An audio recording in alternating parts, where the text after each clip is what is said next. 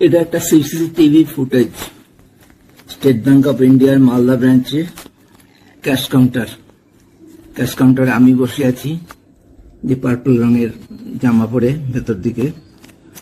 এইটা চোর 15টা 9, 3টা 9 এসে চেয়ারে বসলো। ক্যাশ কাউন্টারের সামনে চেয়ারে যে জমা দেয় সে চেয়ারে বসে, চেয়ারে বসে কাজটা দিবে। এই চোরটা মালদা ব্রাঞ্চের একজন ক্যাশ ক্রেডিট কাস্টমারের এমপ্লয়ি। সে তার ক্যাশ ক্রেডিট কাউন্টারে টাকা জমা দেওয়ার জন্য নিয়ে এসছে। এই টাকা চুরি করবে এবং তার ফলে স্টেট ব্যাংক কিভাবে জালিয়াতি, দুর্নীতি, জোচ্চুরি, বিশ্বাসঘাতকতা, ঘুষখড়ি এত কিছু করে চোরটাকে ছেড়ে দিয়েছে এবং ক্যাশিয়ার যে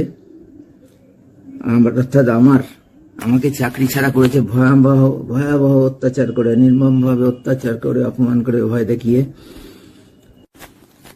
3টা 10 হয়ে গেল। যে হাতে টাকা নিয়েছে জমা করার জন্য, আমার কাছে ট্রে চাইলো, আমি ট্রে বাড়িয়ে দিলাম একটা কাউন্টারের সামনে।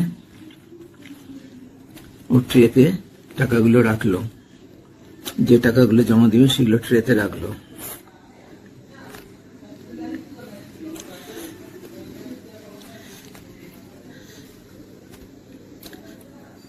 তিনটা 14তে টাকাটা চুরি করে আনলো।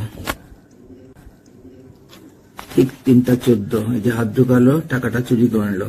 ওটা লুজ নোট, একটা গার্ডারে রাবার ব্যান্ড দিয়ে আটকানো, 2000-এর 10টা অর্থাৎ 20,000 এবং 66টা 500-র নোট, 33,000 মোট 53,000 টাকা ও তুলে নিল। বাকি সব ফুল প্যাকেট আছে। যে টাকাটাগুলো এগুলো রিপ্লে দেখাচ্ছি আমি।